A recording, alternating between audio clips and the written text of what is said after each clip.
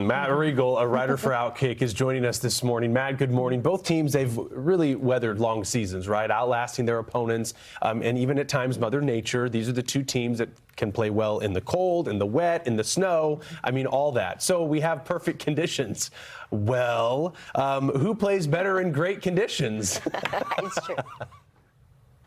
Yeah, no kidding. I mean, these are.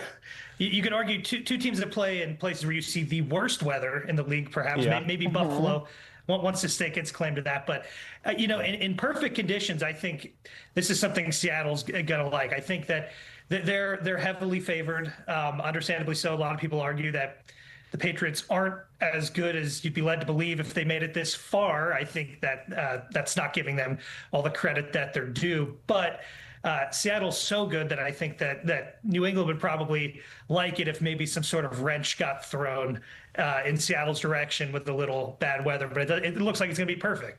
I mean, I don't know what you could ask for as a player or a fan. I was at an outdoor hockey game this weekend, and it was like 38 degrees in Tampa. It was horrible. I would have killed for 60 degrees. So it just sounds fantastic for all parties involved, specifically the Seahawks. Yeah, Tampa Bay had some of those snow flurries.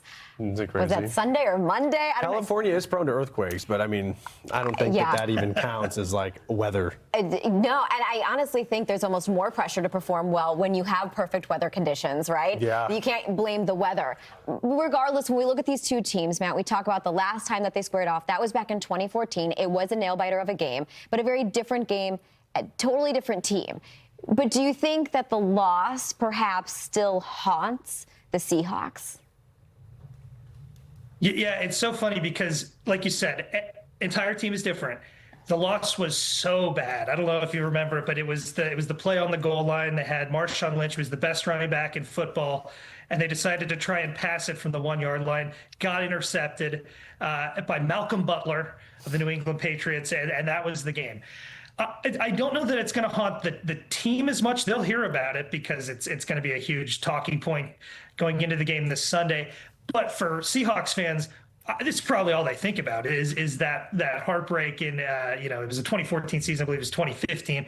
But it's going to be on the minds of fans, and I think by proxy, it's going to have to be on the mind of the team. And if the coaches find themselves in that position, Mike McDonald, there's no chance they're going to try and pass it, on 4th and 1 or whatever on the goal line with the game on the line. So whenever you have games that end like that, Matt, I think that does stick with you, that final play or the attempt. Yeah. And even if the team looks different, there is still kind of a cloud that just kind of hangs out over the team. It's a decade in the making, and we'll see.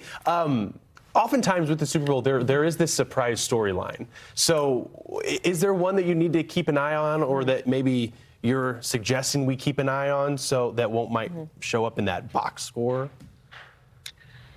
Yeah, for me, the big one is the quarterbacks, and it's because when the season got underway, these are not two names that anyone thought would be there. And that's no slight against them. It's just, it's a league where you kind of go in thinking the top dog is going to be there every year.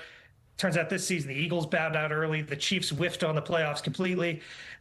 So it opened it up for new teams to make an appearance. Ironically, we get two teams that played each other just 11 years ago, but they're led by quarterbacks that no one expected. Drake May is going to be one of the youngest to ever play on Sunday in the big game.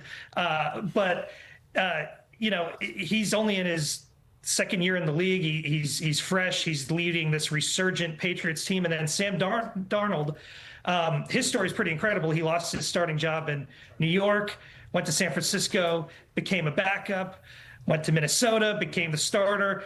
Inexplicably, Minnesota let him walk, and now he's in Seattle, and here they are. So it's two incredible stories that, kind of are incredible in their own ways that no one expected to see against each other on Sunday. So I think that's going to be a big talking point as well. It's so funny, Matt, because even my husband was like, "Are you picking anybody?" I said, "No, I don't really care, to be quite honest, but I do love Drake May. He's just so cute with his wife. They met in middle school. They dated through high school. And I'm just looking at the couple and he's so young, right? And to be this successful, to have such a good season this point in his career. Yeah, and so young. True. I do like that story, but to your point, both QBs have great stories. Okay, but before we let you go, my question then for you is, who are you picking for the big big game. I'm guessing that your pick is based on very different methodology than mine. I mean, quarterback cuteness gets factored in, but it's not the biggest. It's not the biggest factor for me. Seattle 27-20. I think that's going to be. I see Seattle by a touchdown and an extra point. But I think Patriots keep it a lot closer than a lot of people might expect. To bring it back around, you're picking the Seahawks because the weather is going to be perfect. I know that's why. Not about the play, it's about the weather, Always. as we know. Always rules. All right, well, Matt Reigle, thank you for joining us this morning on Weather Command, writer for Outkick. We will see what goes down on Sunday. Appreciate it.